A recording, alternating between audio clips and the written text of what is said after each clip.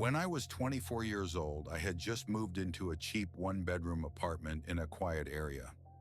Nothing special about it. Thin walls, an old building. I lived alone. For the first few weeks, everything felt normal. Then, small things started happening. Food would go missing.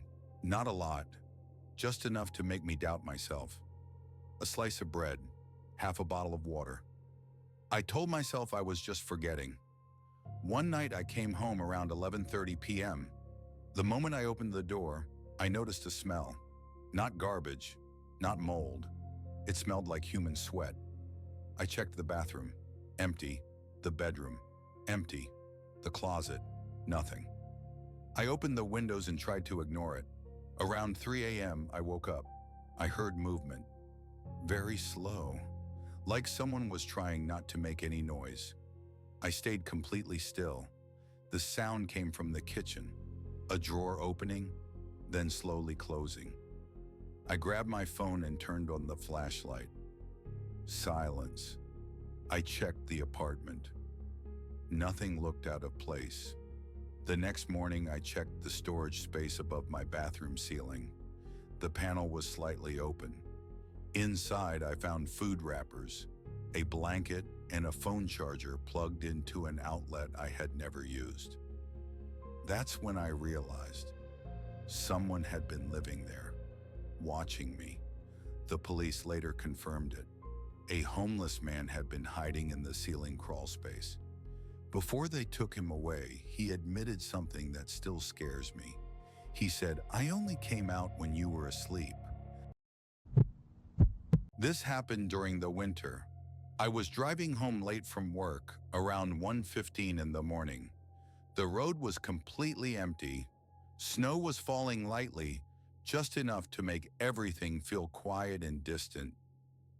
That's when I saw him, a man standing on the side of the road. No car nearby, no phone in his hand, just standing there perfectly still. I should have kept driving, but I didn't. I pulled over. He got into the passenger seat without saying much. As soon as he closed the door, I noticed the smell. Alcohol, strong and stale. I asked him where he was headed. He calmly gave me an address. It was only a few minutes away. The entire ride, he stared straight ahead. He didn't blink. He didn't speak. Halfway there, he quietly asked me to stop. I pulled over to the side of the road. That's when I saw it. A knife in his hand, not raised, not pointed at me. Just resting there, like he wanted me to notice it. He smiled slightly and said, "Don't panic."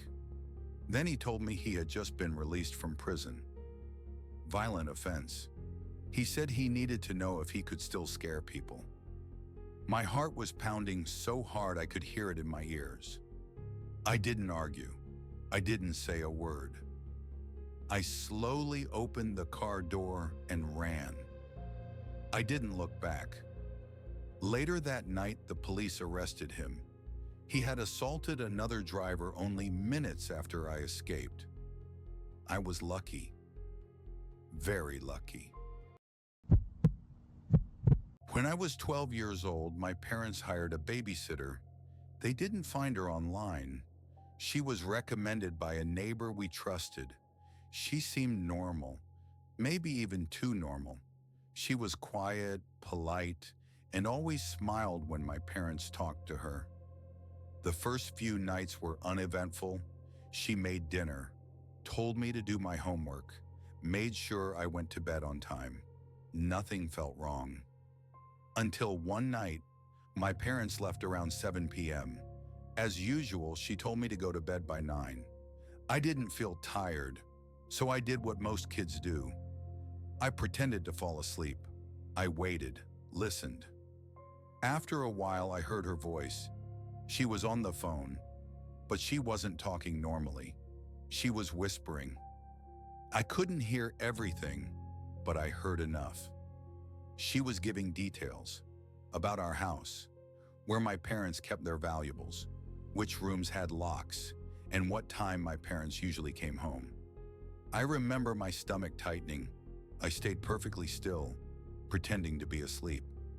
The call ended. The house went quiet. Too quiet.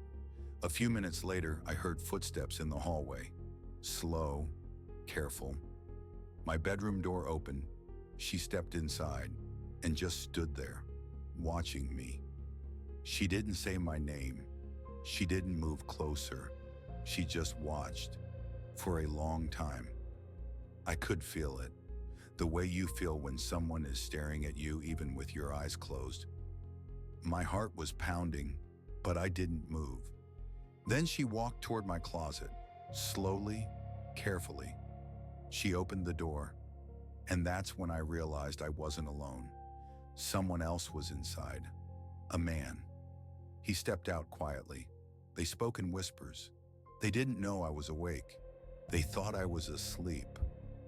I heard them talk about the house, about how much time they had, about which rooms to check first. That's when I knew I had to get out. Slowly, I opened my eyes just enough to see the door. They left the room. The moment I heard their footsteps fade, I jumped out of bed. I locked my bedroom door. My hands were shaking so badly I almost dropped the lock. I went to the window, pushed it open, and climbed out. I didn't even put on shoes. I ran across the yard, across the street, and banged on a neighbor's door. Barefoot, crying, unable to speak at first. They called the police. Officers arrived within minutes. They arrested both of them inside our house. Later, my parents were told the truth. They had done this before, posing as babysitters, studying houses, waiting until the perfect moment. Sometimes they only robbed the place.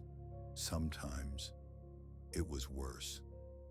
I'm an adult now, but to this day, I can't fall asleep when someone I don't know is inside the house.